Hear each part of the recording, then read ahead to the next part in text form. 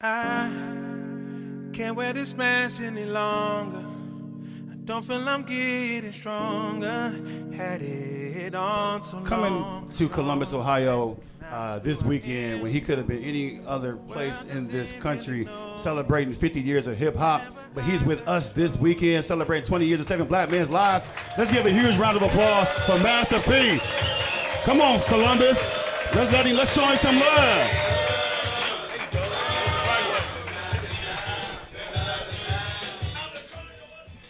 There we go. That felt much better. That was yeah. Okay. So P, talk to me a little bit about last night. So P was in the city last night.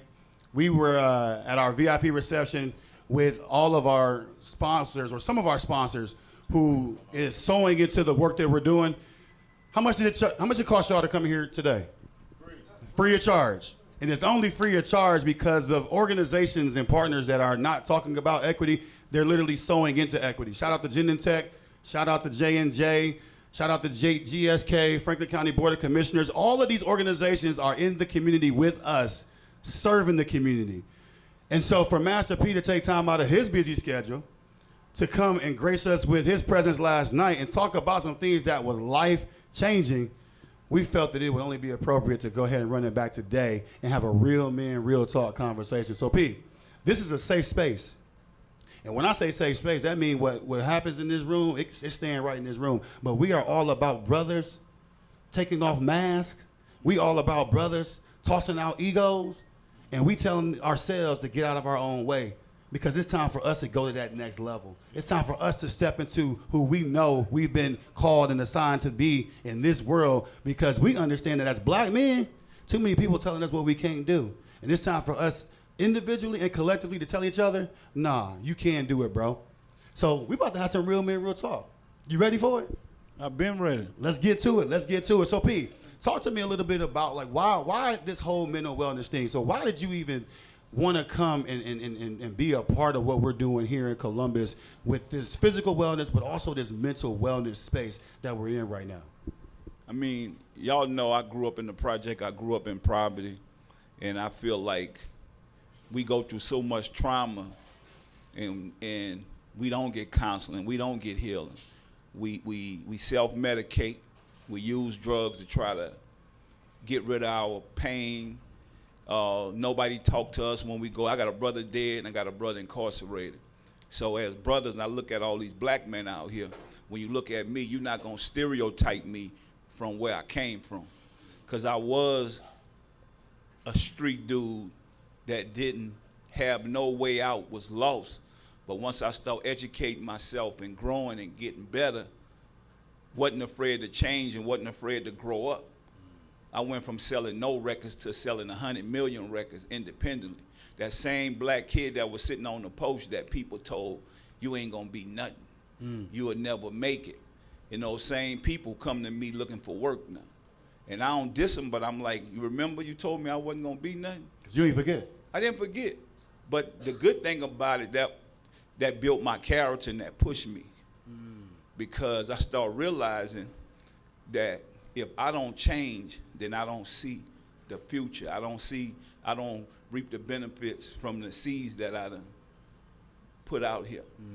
And so I started changing. I started looking for knowledge and information. Because when people look at me, they think it's about music. I don't care nothing about no music, bro. Because it stops at a certain point. So y'all might say, yeah, music helped you get to where you're going. I got a love for music, but you're not going to stereotype me just for music. It's like you're not going to stereotype me from being from the streets, even though that's a part of my past.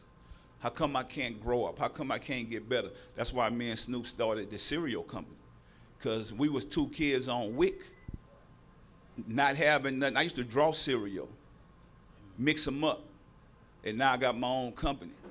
And look where we come, because think about it, in music, the music stopped. Once you get a certain age, look, everybody that grew up with, we come body, ride, everything. Y'all know how it is. Then when you have kids, you start changing, developing, saying, man, I got to do something better, but I want to see these kids. I want to grow up, I want to take care of my kids. And so I start changing and growing because I didn't see nothing but the project at the time. So when I lost my brother at 19, I said, man, you talk about mental wellness, We talk about health. Health is wealth, because without health, we can't do nothing. You can have all the money in the world. If you're sick, how can you enjoy it? And so I'm looking at brothers around here. I'm saying, man, let me show them what we could be. Because I come from nothing. It ain't like, y'all know me, ain't like, oh, Master P come from Harvard. No, come on, bro. Let's be real. I come from the slums like everybody else, but I had dreams and goals. So I started thinking, think about this, right? They only tell us that we could be entertainers and athletes. What happened when we don't make it? Because everybody betting on somebody in their house to take them out through sports. Absolutely. Why we can't use our brains? Think about it. We could go to jail and work for 3 cents a day. How come we can't build our money up and create our own business? Come on. How come we can't create our own brands? So when you look at the cereal, some people say, oh yeah, but what, the ice cream man selling cereal. For real? What that mean? That mean I'm doing bad because I'm selling cereal? That's crazy. They got multi-billion-dollar companies. That's what these people are creating, but we brainwashed and programmed that I should just be in the streets all my life. God spared my life for a reason. And that's why I'm here to make that change and show y'all I ain't perfect. I ain't never trying to be perfect. The nicest guy in the world, but the beast is still hidden inside of me. You could bring it out. But I don't want that side. And we don't either. See what I'm saying? But I'm just saying, every last one of us in here, think about it, it's something that you will do that'll turn you back to a monster. Right. Quick, in the seconds, right? But we got to figure out how to control that. So it sounds like you're making a daily choice, is what I'm hearing. I am. To make sure that you're not even trying to reap that harvest. You're like, nah, Bro, I don't want that. I know what that is. Yeah. So let me ask you this. A lot of these guys are younger. Yeah. And I want to ask you this. As a businessman and as a black man in the society trying to navigate, has there ever been a moment in your life you felt like, fuck it? Hell yeah. So many times, man. Think about it. My failure, I want y'all to know I failed so many times. Y'all just ain't seen it. So don't get caught up when you see these people. I sold 100 million records, but it was a time when I couldn't sell one. Bro, they used to call me Mr. P, the country singer, because I'm from New Orleans. The older white man that introduced me, oh, you from New Orleans? I'm out with Tupac and all of them. Next to the stage, Mr. P, the country singer. I'm like, hold up, man. Boy, you know who I am? Like sometimes you gotta know that it's tough out here. But that failure pushed me to get to my dreams and my goals. But some of us give up too quick. That's why I named my company No Limit. Because there's gonna be no limit to my success. And I named myself Master P because I'm a master of whatever I do. That's powerful right there. You know what I'm saying? I could have called myself Dope Man Records. No, that's deep. See what I'm saying? Yeah, you speaking y'all it got out the power of words is so important, man. What you call yourself or name yourself is what you gonna manifest. Absolutely. Let's give a round of applause to that. Big facts. I think that's really important right there, because what you put in the universe is what you get out of the universe. And if you put in the universe, the Bible says, "As a man thinketh, so is he." So if you think you're great, you're gonna be great. So Master P, we thank you for that. Let me ask you another question. As a father, and I'm a father. I got 5 kids, 2 other kids that they just came and be a part of my life. Yeah. Has there ever been a time as a father you thought like, I ain't signed up for this? All the time. All the time. And so all the time. How do you cope with all that? So you just got to keep going, man, because it's no blue book print for fatherhood. Think about it. Some kids you could talk to, you could scream at. The other kids you got to be nice to, because they going to trip out and go crazy and do what they want to do. And some people you could just speak softly to.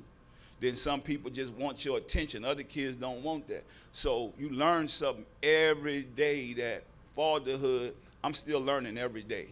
Like, man, I'm not perfect. If my kids get it, the ones that want to listen, I'm there. The ones I got to give tough love to, I got to give them that tough, because I come from nothing. So you think, imagine this. They got some kids complain, oh, my dad and my mama. I grew up with my grandparents. I lived in a 3-bedroom project with 12 other kids in them. My grandparents had 12 kids. Me and my brother made 14. it's 16 people in a 3-bedroom project. And so we was happy because we had a roof over our head. These kids now like, man, well, what kind of Mercedes I'm getting? Like, for real? But you, as a parent, what I learned going forward, even with my younger kids now, I didn't just give them. My biggest problem was the first time I made out the ghetto, you want to give your kids everything. The last 2 kids that I have, I taught them hard work, and you can see the difference. So you constantly keep growing with your kids, knowing that, okay, make them work for it. My kids right now, some of the top basketball players in the country, but I made them ride their bike to school. I made them walk to school. Think about it. It's a difference. The other kids earlier, I ain't never had none, so I'm trying to give them everything. And so you become entitled. So you got to deal with that as parents. Yep. Comparison, what this one got, what that one have. So it's no blueprint to it, but put your trust and faith in God. And that's what I do. It's like, pray on it. Keep praying on it, doing what I got to do, and ask God for forgiveness for me, because I don't know. I mean, think about it. Me being a guy from the street, changing my life, I'm constantly on the go to go get it. Some of those kids want your time all the time, so you got to figure that out. So now some of them like, okay, well, you won't hang? Come ride with me. I got to go out of town. Then, no, I ain't ready to go out of town. So I'm saying, see, that's the difference. You say you want it, you got to prove it. I tell my kids right now, the ones that's playing sports, if you want to be great in sports, then you got to get up early in the morning. Steph Curry shoot 2,500 shots, then you got to shoot 3,000 a day. Who really want to do that? You say you want to be the best. Even at what I'm doing, I'm constantly changing and growing as a parent. Stay right there. I was going to say. How old are you? Man, I'm almost half a century, man. So you said something really. Think about it. People didn't think that I was going to live to my main goal was to live to be 19, dog. We was the murder capital of the world at the time. Wow. So, when you hear these songs, I don't write lyrics. This come from the soul. So I represent where them killers ain't. That's all real. When I look out my window, this is all I seen. So. But you said something powerful. You still growing. Yeah. You still changing. You still. So you never really get there. You never just get to a space where you just say, I ride. I'm never going to do that, because right now, my hustle game for the breakfast food game is way harder than it was for the music game. Think about it. I'm looking at it, I'm saying, well, why are we messing up? Why are these people building so much wealth? Because they are creating family brands. When you look at Kellogg's, Gucci, and all that, we thinking, oh, I'm wearing the Gucci shoes, man. No, that's a family name. That's their last name. Me and Snoop just created Broder's Food. It's like we didn't know that at first. We just buying all this stuff. We go buy Louis Vuitton. That's somebody's name. That's their last name. And we thinking it's cool. Oh, that's the cool brand. No, man, that's somebody's last name. We not programmed or taught that. And so when I look out and see these brothers out here, I'm saying we got to start programming that, man. Let's create our own. That's the only way we're gonna build economic empowerment. So I'm going more hustle on this than anything, because I feel like we the king of breakfast food. It never been a black-owned breakfast company. When you look at Aunt your mom and Uncle Ben, we was buying them pancakes and syrup. Think about it. Those were slaves. They was models. Their family didn't benefit off of that. These companies have built so much wealth, man, and we don't even think that we could do it. A lot of this stuff created out their garage. It started small. We don't believe we could do it. So I go harder with that, because I got to get y'all to believe. Man, let me tell you something. More of us go to prison during Christmas time than anything. I mean, for dumb stuff. Man, I had to go get my little boy some shoes. And man, you in jail now for 3-4 years. So that's what I'm trying to say, man, let's use our minds now. We already use that other stuff. We stronger together. It's so, but nobody teaches that because we ain't never seen it. Stay right there, P. So you said something that was pretty powerful when you said that we're stronger together. I'm big on that, right? Yes, sir. And then you just also shared how there's some opinions about, well, is it healthy for me? Or we're not asking those questions when it comes to other brands. So let me ask you this. Why is it that in the black community that is such a common mindset? And why is it that there's a hesitation for us to just get behind somebody who has decided, hey, I'm going to go ahead and invest in something that we can have for our own? It's simple, man. You don't want to see your brother up. But that's sad, man. Yeah, it's self-hate. You don't want to see that man make it, but you don't even know that man cross the street and you cool with that. Guess what, though? They got stores on every corner. They go and get money on every block. They not shooting and killing each other up. We are. Because we was raised with the kingpin mentality. The only reason I'm not addicted to the streets because I really ain't want to be there. Some people love it as like a stripper. You take out the club, she likes going back to the strip club. I don't care if you give her $1 million. She addicted to it. Think about it. I'm not addicted to the streets. I had to do what I had to do. But don't be mad at me because I'm growing and you don't want to grow. Think about it. I got more people like P, man. When I first got into the music business, right? My homeboys on the street was like, P, what kind of scam that is? But so you're going to get the music over there. You're going to take it over there to Ohio, right? And then when you get it to Ohio, where the work at? What work? Bro, I got CDs. My homeboys was tripping. And I'm like, man, I got to get away from them, so don't be afraid to cut people off that got small minds. Stay right there. Stay right there. Stay right there. Don't be afraid to cut people off who got small minds. I think a lot of us don't become successful because we stick around people who have small minds. People who can't think. You go out there and say, hey, I want to go do this, and they've never thought about doing anything themselves. And when you start doing it, they want to criticize you for having an idea. Them kind of people, you got to let go. Yeah. Because success does not always mean that everybody you know is coming with you. Sometimes you got to let people go so you can find a new group of successful people. Yeah. So talk to me, Master P, as a businessman, how difficult, what does it mean to hustle and put a grind in? Because when I talk to young brothers, you know, they say they want to work like people work for me. They want to work from home. And I was like, well, we need to get some work from work policies first. I was like, because ain't nobody working at work. They want to work 8 to, I'm like, you can't work 8 to 5 and be successful. You got to put in 12, 13 hours a day. You got to get up in the middle of the night. Talk to me about the grind. The grind is being uncomfortable. You can't make money and be comfortable. Let's be honest. We already 10 steps behind. All we complain about is slavery come from 400. Man, I don't care about the past. I'm about to change the future. Life go up and down like a seesaw. I tell them I could lose it all and get it back. Making money to me is like instant grits. All I need is water. And so we get caught up into, that's why we got to be more caught up into the journey instead of just, oh, I'm trying to get this bread, because it don't go the way you think it's going to go. Think about it. One thing about white businessmen and black businessmen, the white businessman going to get more than what he needs. The black businessman, man, I just need 200. Okay, I'm going to give you this 200. Then what's going to happen if it don't work? We go ask the bank for exactly what we need. The white businessman going there and say, man, I need $1 million. He got 5 times to lose that 200. Think about it. We got 1 time to try. That's powerful. And so we get caught up because we don't even know what we need. That's why we got to program us and have a plan.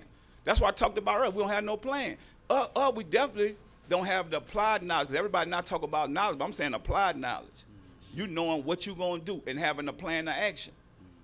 And so they don't because we always in a rush. We just want to pay bills. When I went to poverty when I could have been made millions when I first started in music. I went to Jimmy Iovine. This guy had Death Row, had Bad Boy. He was like, man, if I get No Limit, you Master P, I got the whole thing. I said, how much you gonna give me? I'm out the project now. I got $500 in my pocket. My brother got probably nothing. We in New York trying to do this record deal. Dude gave me a piece of paper. Good thing I went to college. You know, they used to call me schoolboy. So I went to college. I took my brother, said, man, just sign it and let's take this $1 million and let's go back and take over the project. I said, hold up, man. Let me read this. First line, 7 years, you can't use your name no more. Wow. You don't own nothing. Think about this. This is what education did for me. Basketball took me out the hood to get me a scholarship. And when I got there and I started reading this, I'm like, man, I could use $1 million, but I got 12 people at home already with my grandparents. So if I give everybody $100,000, I ain't got nothing. So I said, hold up, bro, I'm going to go get something to eat. I'm coming back. The guy told me, if you leave, you'll never do a deal in this town. I walked out, got on the bus, got back on Southwest Airlines, and me and my brother about to fight. He's like, man, you done turned this $1 million down. We could have been a millionaire. I said, man, eat your peanuts and drink your Coke. If that white man gave me $1 million, he don't know me. I got to be worth 40. So know your value, know your worth. Then I went home and created the ice cream man. That's powerful. And sold it out the trunk of my car. Yeah. Talk about that, though. Talk about the fact that you knew, wait a minute, hold on. If he's offering me $1 million up front, right, and he had the audacity to, in the first line, go ahead and say, well, for 7 years, you know, this is But my we name, don't not read, yours. bro. We don't read. I'm out the project, so he didn't expect me to read that. But talk about how the audacity there. There ain't no audacity. That's the white man. But no, but here, hold on. I want to go somewhere with that, because for you to pick up on that and say, wait a minute, let me do my own math. Let me figure out what my value is here, and let me bet on myself. Because it sounds like that's what you've been doing ever since. It's like, nah, if that's what he think, then I'm 40 times more than that. But Master P, hold up. I think there's a good point right here that all of us need to learn. The game.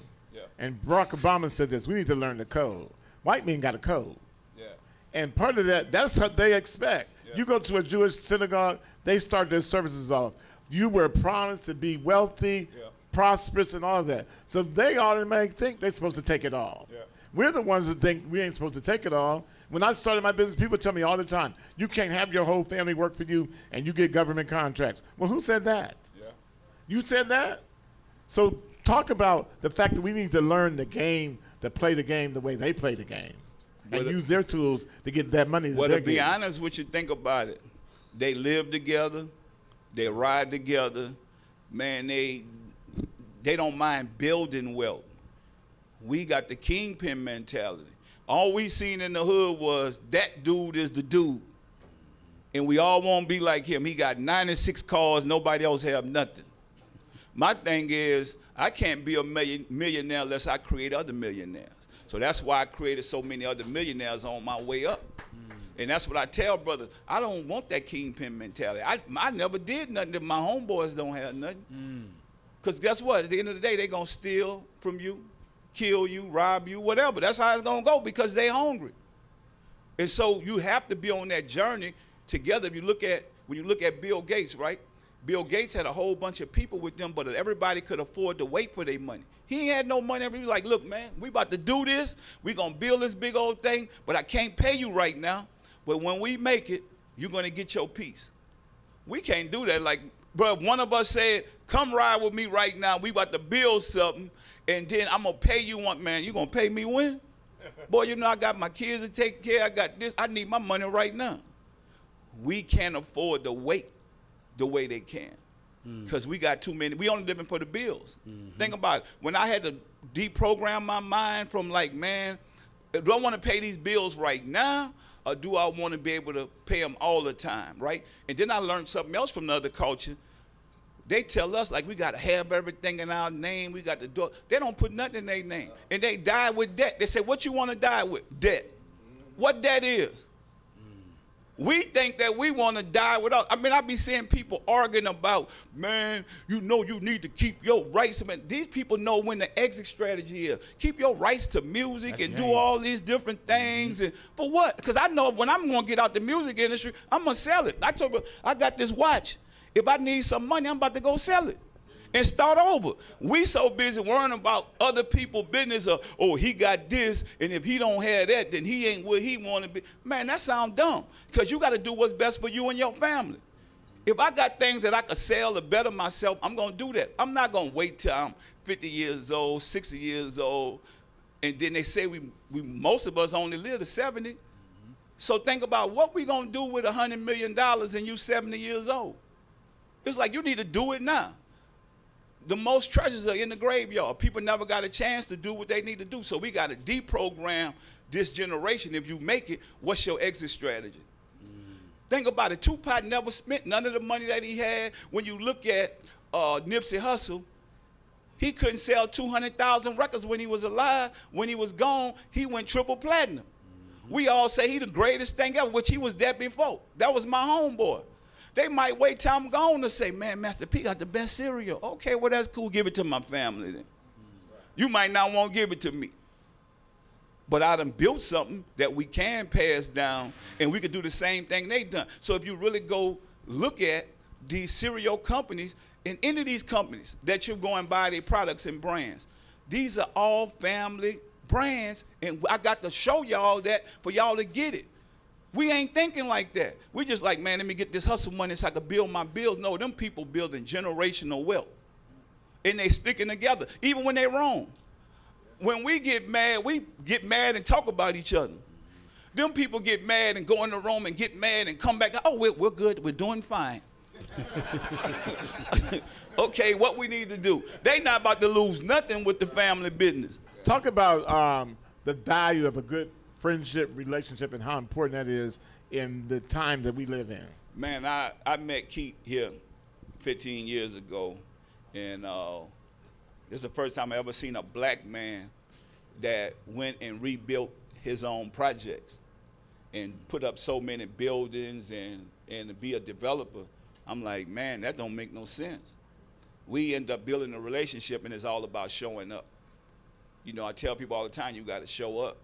And so when it got time to come to New Orleans, he was able to do the same thing in the Calio projects where I grew up at, rebuilt it. Well, a lot of people say that, and I've been coming out here a lot, connecting with him. You know, and what we don't realize, when you find good people, you hold on to them. So that's what building KBK Enterprises is about. And you know, Keith don't like nobody to talk about him because he like, man, I'm behind the scenes. I'm like, bro, but you gotta let people see you.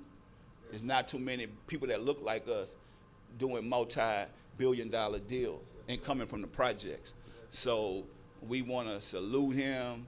We wanna give him his fertilizer while he up. That's Keith Keys in the back.